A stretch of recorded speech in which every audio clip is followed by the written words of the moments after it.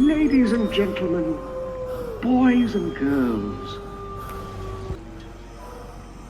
dying time is here.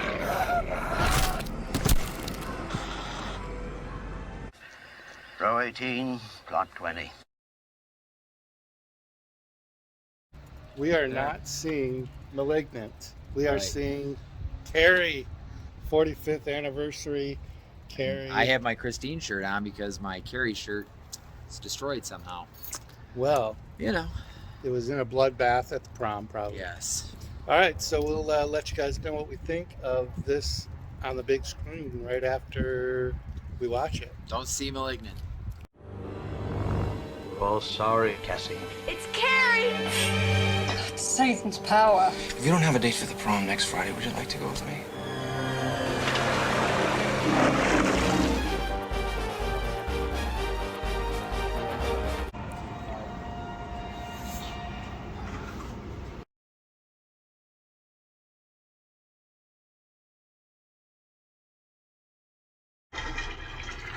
Yes, ma'am.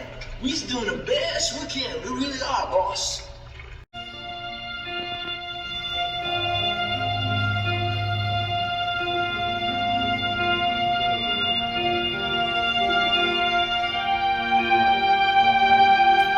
All right, so John and I just got out of the Stephen King movie, Cassie, and Carrie.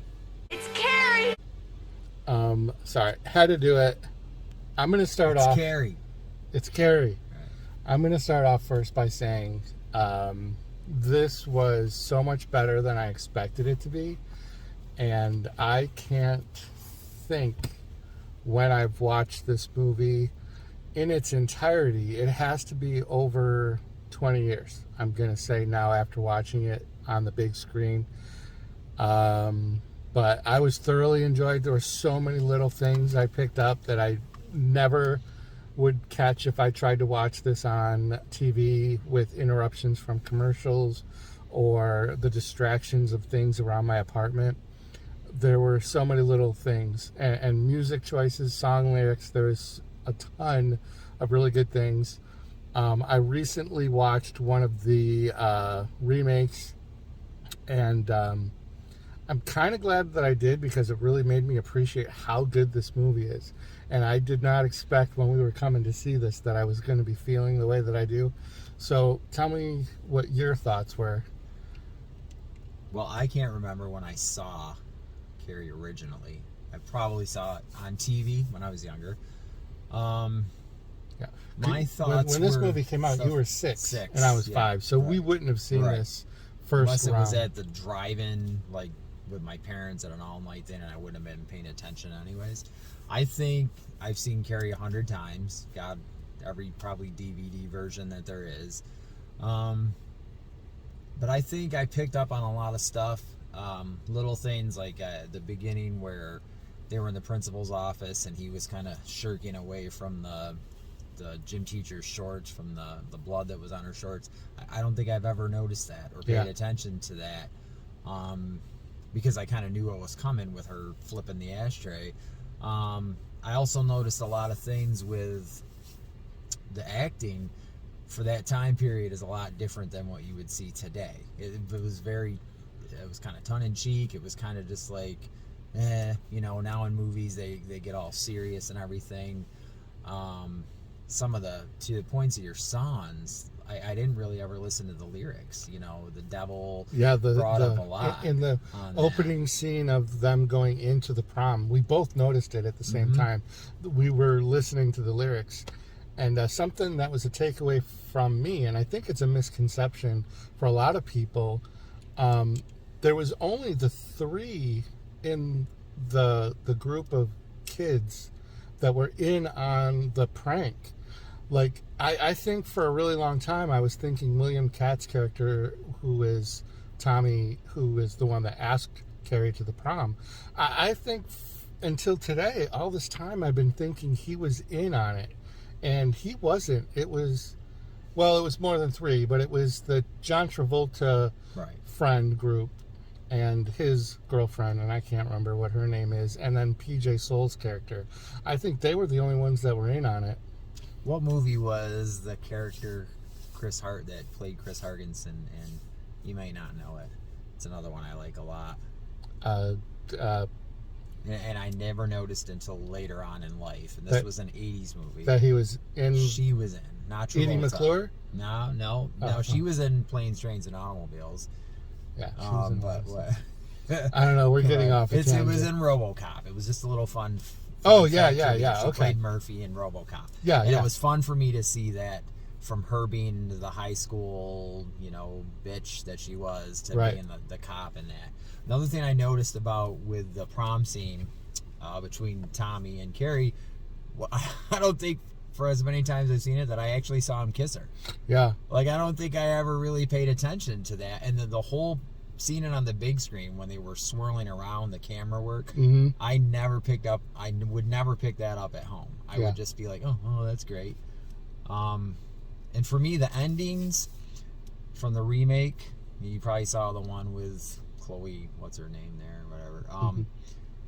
The one thing I do like that they did in the remake was they didn't just nail it as a remake. They did twist around the ending a little bit. The effects, obviously, from the two time periods are going to be different, but I do like that they made it more painful and more elongated the demise of Billy and Chris, especially with the car scene. But just the way they did that, and they twisted up the ending a little bit on that. And one other little thing is that from the book, because I keep finding out things from the book that I didn't know, that there's a Stand By Me tie-in with the scene where she basically kills them, with the gas station that's in the background is actually Teddy's gas station. He owns that, and Teddy was from Stand By Me. Okay. So it's a little Stand By Me tie-in. Very interesting. Not a lot of people. Stephen King is the master at doing all sorts of in-universe tie-ins. So we're going to wrap this up. One other thing I just wanted to mention was I don't think I would have picked it up when I saw this, but Piper Laurie's being killed. I don't know that she was killed by all the knives that Carrie had. Carrie was defending herself in the kitchen, and I immediately noticed that when her hands got put up to the walls, that she was taking the formation of the Jesus Christ in the closet, and I never noticed that before. It took me a few times to see that too. It definitely took me a few times. So a couple of facts. Carrie had 2 Oscar nominations, and one for Best Actress and Best Supporting Actress, and that would have been Sissy Spacek and Piper Laurie. And this was Stephen King's first published novel and first one of his novels that was adapted to a movie.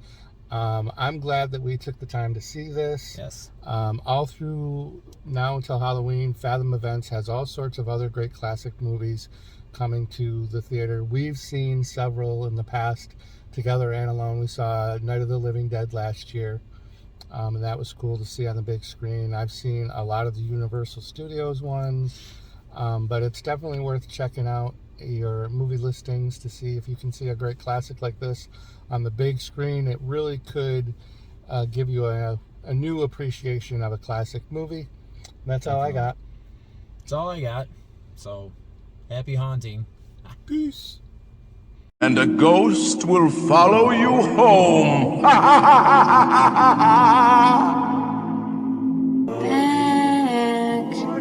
hurry back.